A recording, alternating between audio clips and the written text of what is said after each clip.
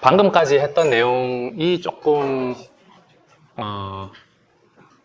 어떻게 보면 어렵다면 좀 어려운 부분이고, 지금부터 할 내용은 조금 더 편안한 마음으로 들어주셔도 될 것 같아요. 제가 연구 얘기 조금 초반에 좀 풀고, 그 다음에 그 PyTorch Geometric이라는 라이브러리 있거든요. 근데 그거를 좀 쓰면은 GNN 코딩이 많이 쉬워집니다. 그래서 CGCN은 그걸로 안 돼 있는데 조금 초기 모델이라 그 얘기를 좀 꼭 드리고 싶어서 마지막 챕터를 챙겨왔고요. 조금 더 릴렉스된 마음으로 들어주시면 될 것 같아요.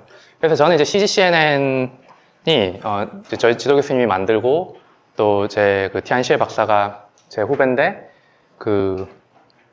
잘 만들어 줘갖고 저는 이걸 열심히 써야겠다 일단.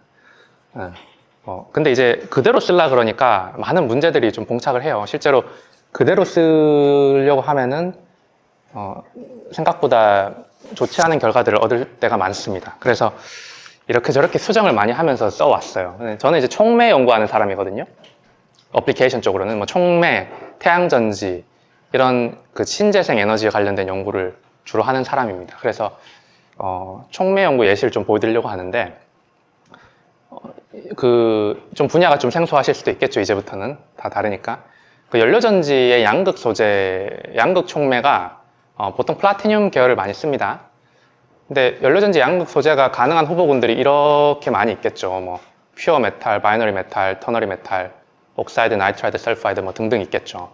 근데 이게 연구 분야가 한 3, 40년 동안 굉장히 액티브하게 연구된 분야인데 굉장히 안타깝게도 플라티늄과 플라티늄 이원계 합금 정도로 끝났어요. 아직 끝났다고 하긴 그런데 거의 이렇게 결판이 좀 났습니다. 근데 이게 사실 딴 데도 좋은 소재가 있을 수 있거든요. 근데 저는 그렇게 좀 생각을 해요. 이게 뭐 물론 이게 진짜 좋은 걸 수도 있지만 충분히 탐색을 우리가 못했을 수도 있잖아요. 반복적인 실험이나 퀀텀 미케니컬 시뮬레이션, 예를 들면 DFT 시뮬레이션 같은 걸로 이거를 하려면 시간이 오래 걸리니까 너무 비효율적이에요. 그래서 저뿐만 아니라 이제 촉매 분야에 있는 분들이 인공지능을 도입해서 빠르게 한번 해보자 이런 컨센서스가 만들어졌습니다. 그래서 이제 촉매에서는 이게 흡착 에너지라는 게 참 중요한데 흡착물이 촉매 표면에 붙어있는 그 세기 이런 걸로 촉매 물성을 간접적으로 평가를 많이 하는데 얘를 빠르고 정확하게 예측할 수 있는 GNN 모델을 한번 만들어 보자 하는 식으로 연구를 좀 시작을 했고요. 아까 저기 학생분께서 얘기해 주신 부분이 딱 이 부분입니다. 제가 CGCNN을 그대로 해서 돌려보니까 정확도가 잘 안 나왔어요. 이 데이터베이스 돌려보니까. 그래서 이거를 이제 촉매 흡착 에너지 예측에 만족스러운 수준의 에러가 안 나오니까 뭔가 수를 좀 써야겠다. 데이터를 아무리 느려도 안 떨어지더라고요. 그래서 지금 모델로는 어느 정도 수렴한 것 같은데 뭔가 모델 쪽에 좀 건드려야겠다 해서 이제 뭘 했냐면은 결국 이 노드와 번들을 조금 인텔리전트하게 하면 좀 좋아질 수 있는 여지들이 있는 건데 이 코밸런 본드, 케미즈 옵션, 메탈릭 본드 그리고 이런 흡착물 간의 non-bonded interaction 이런 거를 타입을 분류해서 인코딩을 했습니다. 그렇게 하니까 이런 것들 왜 해야 되냐면은 이런 반데르발스 인터랙션 같은 거가 흡착 에너지 되게 중요하잖아요. 실제로 DFT에서. 그런 것들 잘 모사하기 위해서 아예 분류를 시켜버린 거죠. 그렇게 해서 이제 작년에 논문을 하나 썼는데 이렇게 하니까 성능이 잘 나오기 시작하더라고요. 그래서 저희가 키스테이스 자체적으로 2만 개 정도 흡착 에너지를 구축한 데이터베이스가 있습니다. 근데 지금은 저희가 연구할 당시에는 없었는데 지금은 이제 페이스북에서 오픈 카탈리스트 프로젝트라고 수백만 개의 데이터셋을 만들어서 퍼블릭하게 지금 공개를 했거든요. 그래서 그걸 저희도 좀 쓰고 있는데 당시에는 이제 여기 2만 개 갖고 저희가 훈련을 했습니다. 그랬더니 이 정도 에너지 레인지면 사실 굉장히 넓은 건데 0.16 일렉트론 볼트 정도 에러 값이 나오더라고요. 예측 속도는 사실 DFT랑 비교하는 거는 크게 의미는 없어요. 왜냐하면 엄청나게 차이가 날 거니까. DFT는 시스템이 커질수록 n의 3승으로 비싸지고 이거는 거의 늘지가 않죠. 그래프 인베딩 하는 데만 시간 좀 더 걸리고. 그래서 5나노미터의 나노 입자면 5천만 배라고 했는데 이건 수학적 계산이고 DFT로는 아예 점이 안 찍히죠. 그래서 사실 DFT로는 불가능한 거를 머신러닝으로 가능하게 된다라는 얘기를 하는 겁니다. 그래서 저희가 이런 모델을 만들고 나면은 좀 다양한 스페이스를 빠르게 훑어볼 수가 있습니다. 그래서 이제 멀티 컴포넌트 엘로이를 한번 빨리 가서 한번 해보자 라고 해서 저희가 타겟으로 정한 구조가 alloy core의 쉘이라는 나노 입자가 있어요. 여기 이제 촉매도 가끔씩 쓰이는데 코어는 alloy인데 쉘로 덮여져 있는 이런 구조를 말합니다. 그래서 저희 목적은 플라티늄보다 더 좋은 터너리 alloy를 한번 찾아보자. 이 연료전지 양극에서 하는 목적으로 연구를 진행을 했고요. 이걸 이제 DFT로 다 돌리려면 이게 이제 후보 소재가 한 3,200개쯤 되는데 DFT로 다 돌리려면은 흡착물을 되게 이래저래 다양하게 붙여봐야 되거든요. 그러려면은 저희가 대충 8만 개 이상의 흡착 에너지를 계산을 해야 돼요. 이게 불가능한 정도는 아닌데 이거 다 하려면 한 몇 년 정도 걸릴 것 같아요. 저희 그 컴퓨팅 리소스로는. 그러니까 엄두가 사실 안 나죠. 근데 이런 CGCNN이나 또는 CGCNN을 수정한 모델들을 쓰면 이 스크리닝 과정이 뭐 며칠 안으로 끝나겠죠. 뭐 사실 며칠도 안 걸립니다. 그래서 저희가 이런 쉘 스테빌리티, 코어 스테빌리티, 코어 쉘 미스매치 안정성, 그리고 이제 궁극적으로는 퍼포먼스 같은 거를 fully 머신러닝 드리븐 스크리닝을 짠 거예요. 그렇게 해서 했더니 금방 이제 3,200개에서 13개의 후보 소재들이 나왔습니다. 이게 이제 플라티늄보다 더 좋을 걸로 기대가 되는, 아직 검증은 안 됐지만 기대가 되는, 마지막에 이제 DFT 밸리데이션까지 끝낸 13개가 나온 거예요. 자, 이걸 갖고 저희가 제 키스트의 그 물질구조 제어 연구센터에 있는 김종민 박사님한테 찾아갔어요. 근데 이제 실험하신 분들은 계산 결과 좀 잘 안 믿거든요. 근데 그분은 이제 다행히 도와주셨는데 제가 13개를 가져가니까 13개를 다 하는 건 또 너무 부담인 거예요. 이건 좀 여담인데. 이걸 다 이렇게 쭉 보여드렸더니 실험하시는 분들 직관으로 바로 이렇게 많이 지우시더라고요. 이거 바로 지우시더라고요. 들어보니까 바나듐, 몰리브데늄, 나이듐 이거는 코어 만들어도 바로 다 산화된다. 그래서 산화된 거 위에 쉘을 싸도 우리가 계산해서 생각하는 그런 구조가 어차피 안 나오니까 이건 필요 없다. 이렇게 해서 몇 개 지우고 궁극적으로 밑에 있는 요 2개, 3개, 요 커퍼 계열로 하면 좀 괜찮을 것 같다. 이렇게 해서 실험을 진행을 했습니다. 이렇게 해서 저희가 하나를 재밌는 소재 하나를 찾았어요. 이게 커퍼3 골드에다가 플라티늄을 얇게 싼 방막형 촉매를 만들어서 테스트를 해보니까 결과가 굉장히 재밌게 나왔습니다. 이 플라티늄 쉘의 두께를 아크 플라즈마 데포지션이라는 방법으로 굉장히 미세하게 컨트롤하면서 실험을 할 수가 있거든요. 여기 샷이라는 게 보일 텐데 뭐 50샷, 80샷 이러면서 이제 표면에 있는 두께를 컨트롤하면서 가는 겁니다. 이렇게 해보니까 굉장히 재밌는 게 한 층, 2층 정도의 플라티늄이 쌓였을 때 성능이 확 좋아졌다가 한 1000샷 이렇게 엄청 많이 다시 쌓이니까 플라티늄의 성질로 다시 해기를 해요. 너무 당연한 거죠. 왜냐하면 플라티늄이 너무 두꺼워졌으니까 표면이 그냥 플라티늄이 된 거나 다름없는 거죠. 그래서 이 한두 층 쌓였을 때가 다시 좋아졌다 다시 돌아가는 이런 재밌는 현상을 봤어요. 그래서 이 소재가 순수한 플라티늄 대비 커런트 덴시티가 한 2배 정도 좋고 그 다음에 PT 사용량은 확 줄어들게 되거든요. 그래서 저희가 이런 좋은 소재를 찾아서 좀 보고했던 그런 연구도 했습니다. 이걸 하는데 제가 컴퓨팅 리소스를 어디서 대부분 쓰냐 하면 사실 이 그래프 뉴럴 네트워크 모델링 하는데 대부분 쓴 게 아니고 대부분은 여기 계산각 데이터베이스를 만드는 데 썼어요. 그래서 그걸 어느 정도 저희가 컴퓨팅 리소스를 썼는지 계산을 해보니까 한 1900만 코어 아워즈 정도 되고 얘를 만약에 우리가 하루에 10,000코어 정도를 쓸 수 있는 여력이 된다면 한 80일 정도는 정도의 이제 시간이 소요되는 그런 작업이더라 해서 이게 제가 이건 왜 넣냐면 사람들이 이 워크플로우를 다 하려면 뭐 데이터 쌓고 그걸 훈련해서 스크리닝하고 실험 검증까지 오는 이 워크플로우를 다 하려면 어느 정도 시간 걸립니까? 라고 하는 질문들을 많이 하셔갖고 한번 생각을 해본 건데 한 수달 정도 데이터베이스 쌓는 시간까지 다 하면은 여러 달 정도 하면은 이런 워크플로우를 할 수가 있었습니다. 그 다음에 이것도 간략하게만 설명하고 이건 좀 다른 연구인데요. 이것도 이제 촉매 하시는 분들이 아니다 보니까 조금 헷갈리실 수도 있는데 이 촉매가 나노 입자가 실제로는 전기화학적 환경 안에 들어가 있습니다. 이게 무슨 말이냐면 이제 pH가 있는 환경이랑 포텐셜이 걸려있는 환경이 들어가 있어요. 그러면 이 나노 입자가 얌전하게 있는 게 아니라 이 표면에 표면상들이 만들어져요. 옥사이드나 하이드록사이드나 이런 것들이 이 pH나 포텐셜 조건에 따라서 표면상들이 만들어집니다. 이걸 우리가 전문용어로 푸베이 다이어그램이라고 부르는데요. 서페스 푸베이 다이어그램이라고 부르는데 얘를 만드는 게 어렵습니다. 왜냐하면 이거 하나 만들려면 되게 그림 하나 심플해 보이는데 흡착물 엄청 많이 붙여봐야 돼요. 이게 요렇게도 붙여봐야 되고 요렇게도 붙여봐야 되고 요렇게도 붙여봐야 되고 이거 하나 만들려면은 엄청나게 많은 시뮬레이션을 해야 되거든요. 이게 DFT로는 이런 실제 규모 사이즈를 하는 게 불가능합니다. 근데 이제 우리가 이걸로 하면 가능하지 않겠냐라는 모티베이션을 갖고 해본 거고요.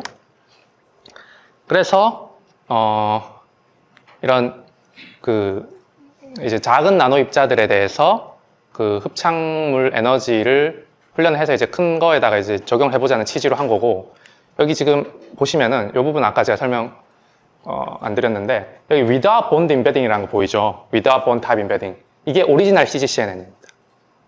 그리고 이제 여기 filled 이 심벌들이 저희 데이터인데 이 오리지널 CGCNN은 좀 안 맞죠. 조금 안 맞죠. 근데 저희 건 조금 더 잘 맞잖아요. 이건 이제 이 bond type embedding을 해서 이게 좀 개선이 된 거다. 이렇게 보시면 되고요. 그렇게 해서 저희가 이제 사이즈를 키워서 한번 해봤어요. 2나노, 4나노, 5나노.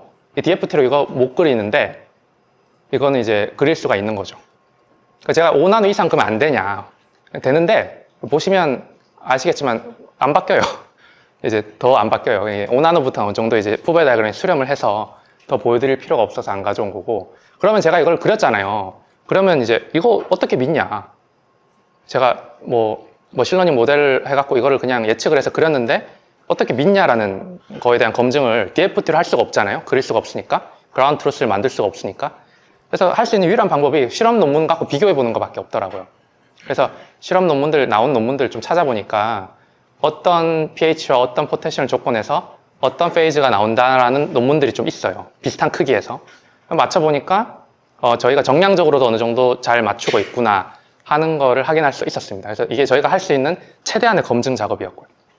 이거 말고도 사실 이 CGCNN을 이용을 해서 density of state라는 물성을 예측하기도 하고 되게 다양한, 제 연구뿐만 아니라 굉장히 다양한 데 쓰이고 있어요. 굉장히 파급력이 큰데 오늘은 요게 포커스는 아니니까 이런 정도 이렇게 다양하게 쓰이고 있다 정도만 좀 가볍게 들어주시면 좋을 것 같고요. 자, 이제 마지막 부분으로 가겠습니다. 이제 파이토치 지오메트릭이라는, 줄여서 파이지라고 부르는데 이 라이브러리를 소개를 좀 드리고 싶어요. 왜냐하면 그 CGCNN는 요걸로 짜져 있지가 않습니다. 왜냐하면 CGCNN 논문이 2018년에 나왔고 그 말인즉슨 2016년이나 17년 정도에 연구가 된 일이잖아요. 근데 이거는 이제 제가 알기로 2018년인가? 이제 버전 1이 릴리즈가 됐어요. 그러니까 그 이후에 이제 된 거죠. 이제 토치, 저는 이제 주로 토치를 쓰는데 이제 토치 안에는 ANN이나 CNN이나 RNN과 같은 그런 라이브러리는 굉장히 잘 내재화가 되어 있었습니다. 근데 이 지오메트릭 뉴럴 네트워크에 대한 라이브러리는 비교적 최근에 이제 이런 라이브러리들이 다양하게 좀 공개가 되고 있어요. 근데 이거를 쓰면은 많은 게 편해집니다. 이게. 그래서 이거를 꼭 소개해드리고 싶었고, 스탠포드에 계신 분들이 만든 라이브러리고요. 요 클릭하시면은 파이지 다큐멘테이션이 나옵니다. 그리고 요거 클릭하시면은 이 파이지 비디오 튜토리얼이 나오거든요. 그래서 관심 있으신 분들은 상세한 건 여기 튜토리얼에 가면은 튜토리얼 굉장히 다양한 비디오 렉처들이 있으니까 그걸 보시면 될 것 같고요. 제가 오늘 이제 아까 말한 그 앞 페이지에 다큐멘테이션을 들어가면은 이런 클래스 패키지들이 있습니다. 이런 패키지들이 있는데 이게 대분류로 이렇게 돼 있는데 터치 지오메트릭 NN, 터치 지오메트릭 데이터, 로더, 샘플러 이런 게 있는데 이거 다 알 필요가 크게 없고요. 위에 있는 것들이 좀 중요한데 오늘 요 세 개만 좀 집중적으로 좀 말씀드리고 마무리하려고 해요. 그래서 첫 번째는 여기 터치 지오메트릭 데이터셋이라는 게 있는데 여기 들어가면 그래프로 표현할 수 있는 그런 좋은 예제들이 굉장히 수백 개 정도 들어가 있습니다. 예를 들면 이게 메탈 사이언스를 타겟한 라이브러리가 아니기 때문에 별게 다 있어요. 아마존 프로덕트 이런 것도 있습니다. 여기 이거 들어가 보면 노드가 한 수백만 개 있고 그래요. 수백만 개 확인해 봐야 되는데, 그래서 재료나 케미스트리랑 관련된 데이터셋은 한 10개 정도 있어요. 그 중에 이제 뭐 QM9, 징크, 뭐 몰레큘넷 뭐 이런 것들 몇 개 들어가 있습니다. 저희는 이제 이걸 갖고 해야겠죠. 훈련을 하려면. 그 다음에 요 두 개가 중요한데 요 두 개 때문에 사실 쓰는 거죠. 이제 토치 지오메트릭 데이터 안에는 데이터를 그래프 인코딩 하는데 도움이 되는 유용한 클래스들이 여기 다 들어가 있습니다. 그러니까 이거를 데이터 매니지먼트를 하기 쉽게끔 해주는 거예요. 그래프 인코딩을 해서. 그 다음에 이제 컨볼루션 뉴럴넷을, 그 그래프 컨볼루션을 할 때 필요한 그런 함수와 관련된 클래스들이 되게 다양하게 여기 또 저장이 되어 있습니다. 그래서 요 세 개를 잘 다룰 줄 알면 파이지를 쓰는 게 굉장히 수월해지고요. 그리고 여기 치트시트라고 해서 커닝 쪽지가 좀 있어요. 그래서 이 꿀팁들이 여기 이렇게 같이 있습니다. 요거를 같이 보면서 하면은 뭐는 지원이 되고 뭐는 지원이 안 되고 이런 것도 꿀팁들이 저장이 잘 되어 있습니다. 그래서 이제 하나씩 차례대로 데이터셋, 데이터, NN 이런 식으로 해서 제가 한번 조금 설명드려 보겠습니다. 그래서 QM9이라는 데이터셋이 있어요. 이건 이제 그 신약 개발하시는 분들이나 케미스트리 있는 분들에게는 굉장히 유명한 거고 사실 저한테도 조금은 생소한데 저는 좀 무기재료를 주로 하다 보니까 아쉽게도 여기 안에 무기재료 데이터베이스는 없습니다. 그래서 이 QM9은 한 13만 개의 몰레큘이 있고 19개의 리그레션 타겟이 저장되어 있습니다. 보면 여기 19개의 리그레션 타겟이 이런 것들이 몰레큘에 대한 정보들이 저장이 되어 있어요. 그래서 뭐 다이퍼 모멘트, 폴라이저빌리티, 호모, 루모, 갭 이런 정보들이 쫙 저장이 되어 있습니다. 그래서 이 QM9의 특징은 그냥 몰레큘 뭐 랜덤하게 있는 건 아니고 H, C, O, N, F 5개의 원자들로 구성되어 있고 여기 있는 19가지 물성은 전부 다 양자역학 시뮬레이션으로 계산된 값들이에요. 그리고 또 되게 유명한 데이터가 이 징크라는 데이터베이스가 있는데 비슷합니다. 여기는 25만 개의 몰레큘러 그래프가 있고요. 다 그래프로 인코딩 돼 있는 거죠. 근데 실제로 가보면은 데이터 스탯이 두 개를 제공하는데 보면은 징크 풀이 있고 징크 सब셋이 있더라고요. 그래서 풀은 25만 개 다 하고 सब셋은 이제 12,000개. 이건 실습용으로 아마 작게 만들어 놓은 것 같아요. 여기서는 앞에는 19개 리그레션 타겟이 있었는데 여기는 1개. 이 Penalized Log P라고 이제 신약 개발에서 그 용해도에 해당하는 개념이 있더라고요. 친수성, 소수성 이런 걸 판단하는 개념인데 이거가 이제 신약 개발할 때 핵심적인 지표 중에 하나더라고요. 그래서 요거를 리그레션 타겟하는 그런 데이터 셋이다 이렇게 보시면 됩니다. 그래서 이따가 이제 QM9을 조금 보려고 하고 이제 본격적으로 이제 여기죠. 토치 지오메트릭 데이터 요 안으로 들어오면 이제 데이터 프로세싱은 여기서 이제 다 할 수 있는 건데 요 안에 데이터하고 점 대문자로 데이터라는 클래스가 있어요. 요 클래스 안에 5가지 좀 더 있는데 제가 5가지만 가져왔는데 요 속성들이 사실 데이터를 표현하는 핵심적인 속성들입니다. 그래서 보면은 요거는 꼭 가져가셨으면 좋겠어요. 요 페이지는 파이지 쓸 때. 왜냐면 요 문법을 익히면 이제 쓰는 게 편해지니까. 그래서 여기 X는 노드의 특성 행렬입니다. 앞에 우리 그래프 뉴럴넷 이론할 때 특성 행렬이에요. 그 다음에 Y는 학습시키고자 한 데이터죠. 물성들. 그 다음에 이제 엣지 인덱스는 그래프 연결 정보가 들어가 있어요. 그 다음에 엣지 어트리뷰트는 엣지의 특징. 예를 들면 이게 엣지 어트리뷰트는 엣지가 싱글 번드냐, 더블 번드냐, 트리플 번드냐 구분할 때 그런 걸 가중치를 다르게 주고 싶다거나 그럴 때 이제 이런 특징들을 넣을 수 있고. 그 다음에 마지막으로 이 포지션을 넣을 수 있어요. 이 노드의 위치. 근데 노드 위치는 사실 안 중요할 때가 더 많은데 보통. 근데 이거를 예를 들면 아토미스틱 시뮬레이션 툴로 발전을 시키려면 이런 게 핵심이 되죠. 네. 그래서 하고 요 차원은 천천히 생각해 보면은 이제 이렇게 되는 게 이제 이해가 되실 겁니다. 이게 요것도 되게 중요합니다. 차원을 이해하는 게 사용할 때. 그래서 이제 노드의 특성 행렬은 노드 개수 곱하기 특성 개수 앞에 정의한 것처럼 돼 있고 요 그래프 요 엣지 인덱스 조금 헷갈리실 수가 있어요. 뒤에 제가 예시로 보여드릴 건데 그리고 이제 여기 Y는 예측할 때 노드별 아까 제가 처음에 그래프 GNN 태스크 3개 있다 그랬죠. 노드 클래시피케이션, 그래프 클래시피케이션, 링크 프리딕션. 근데 처음에 2개 할 때 노드별 예측하고 싶으면 노드 개수 곱하기 이렇게 가면 되고 그래프 단위로 하고 싶으면 그래프당 한 개니까 이게 1 곱하기 이런 식으로 갑니다. 요거는 이제 주로 포지션은 3차원이 돼서 여긴 3이고 주로 그렇게 됩니다.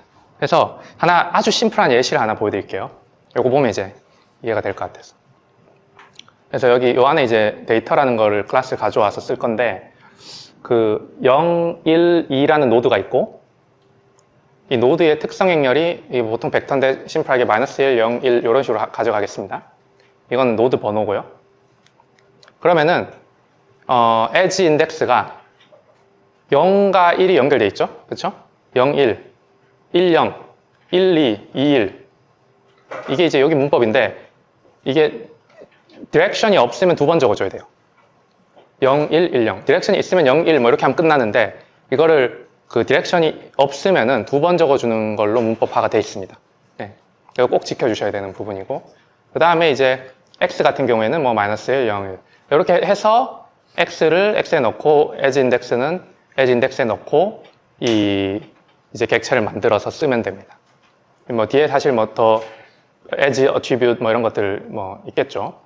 이거는 이제 트랜스포지션 시킨다는 뜻이고요. 뒤에 있는 거는. 그래서 이제 QM9 데이터셋을 한번 이렇게 다운을 받아서 한번 볼 수가 있는데 이 QM9 데이터셋이 저도 이제 어떻게 생긴지 몰라서 이번 강의를 준비하면서 한번 찾아봤는데 여기 들어가면 소스 코드를 QM9 클래스의 소스 코드가 제공이 되어 있거든요. 들어가 보니까 X는 어떻게 인베딩이 되어 있느냐를 확인해 봤습니다. 그랬더니 여기 이 X가 이제 X1과 X2를 붙인 거고 X1과 2를 보면 X1은 아톰 타입을 원하드 인코딩 한 거예요. 그러니까 H, C, N, O, F를 원하드 인코딩해서 5차원 벡터가 되고요. X2는 아토믹 넘버, 사실 얘는 요거랑 좀 중복된 정보인데 왜 넣은지 잘 모르겠는데 어쨌든 얘도 들어가 있고 aromatic, SP, SP2, SP3 캐릭터 그리고 주변에 붙어있는 수소 개수 이런 식으로 해서 6차원으로 되어 있습니다. 그래서 이거 두 개를 붙이면 총 11차원의 그 노드 특성 행렬 차원이 만들어져 있더라고요. 그래서 제가 뭐 어차피 여러분들 강의 자료 다 들고 있어서 뭐 퀴즈가 의미는 없는데 이거를 QM9 데이터셋에서 첫 번째 데이터가 어떻게 생겼는지 한번 봤고요. 그랬더니 이게 X가 5/11이면 뭐죠? 원자가 5개 있다는 뜻이고 그 원자별로 11차원의 앞에 11차원의 행렬이 있다, 정의되어 있다 그랬죠. 예. 그리고 에지 인덱스가 2/8이다. 이거는 본드가 이게 디렉션이 없다는 가정하에 본드가 4개 있다는 뜻이죠. 그래서 이게 이걸 X랑 Y를 출력을 시켜보면 이렇게 생겼습니다. 그럼 얘가 앞에 그 X 기억하시면 이게 HC거든요. 그러면 H가 4개, C가 1개. 그리고 이거 물성을 보면 여기에 이제 dipole moment, polarizability, 호모 루모 갭 이렇게 돼 있는데 이거 보면 이제 어떤 몰레큘인지 감이 오시죠. 예. 이제 메탄입니다, 메탄. 그래서 이게 앞에 이걸 갖고 그런 식으로 그래프 인베딩을 해서 사용을 하시면 되고요. 뭐 이제 하나 예시만 갖고 이렇게 일단 가져와서 설명을 드렸고요. 그 다음에 이제 이게 마지막입니다. 그래서 그 다음에 이제 이거를 그래프 컨볼루션을 해야 되잖아요. 그래프 컨볼루션 해야 되는데 그거와 관련된 모든 함수 클래스들이 다 여기 안에 들어가 있어요. 그래서 가장 이제 여기 7쉿을 들어가면 이런 그래프 컨볼루션 함수들에 대한 특징들이 다 들어가 있는데 예를 들면 이게 제일 기본입니다. GCN 컨볼루션. 그거 말고도 굉장히 다양하게 되어 있는데 예를 들면 이 체크되어 있는 것들은 이런 것들 지원한다. 체크 안 되어 있는 건 지원하지 않는다. 는 겁니다. 그래서 뭐 edge weight, edge attribute은 사실 같은 개념인데 1차원으로 특성을 부여할 땐 weight을 쓰고 다차원으로 특성을 부여할 땐 edge attribute을 씁니다. 그래서 이게 이제 더 고차원적인 개념이다. 이렇게 보시면 되고요.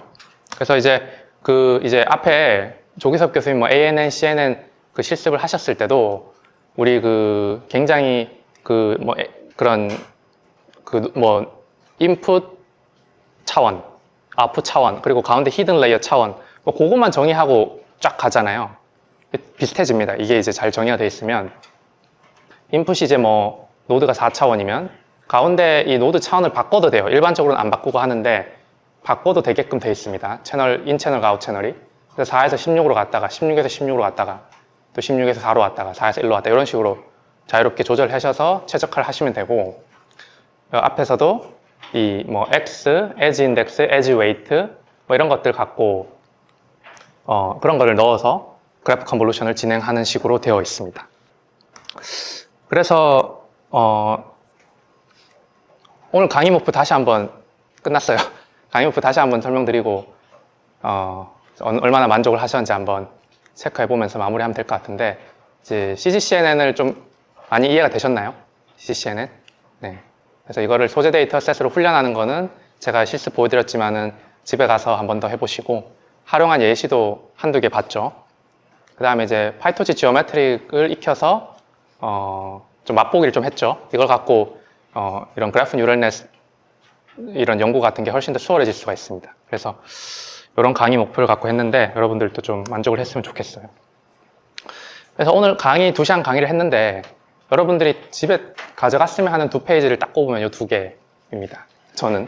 그래서 이론편, CGCN의 이론뿐만 아니라 이제 그래프 컨볼루션이 뭐냐 하는 거를 가져가셨으면 좋겠어요. 그래프 컨볼루션이 뭐냐. 보통 GNN 얘기할 때 요 얘기는 쏙 빼거든요. 보통은 그래프 인코딩 부분을 비중을 실어서 렉처가 전달이 많이 되는데, 그래프 컨볼루션이 못지않게 중요합니다. 꼭 필수적인 부분이어서 이 부분을 이해하는 게 여러분들 가져갔으면 좋겠고, 그리고 실습을 하려면 이 스트럭처를 좀 이해를 하셔야 돼요. 그래서 이 CGCN의 코드 프레임을 잘 이해하시는 이 페이지도 좀 테이크 홈 페이지 2개를 제가 꼽으면 이 2개입니다. 그래서 여러분들 데이터를 한번 만들어 갖고 집에서 플레이를 해보면 어떨까라고 생각하고요.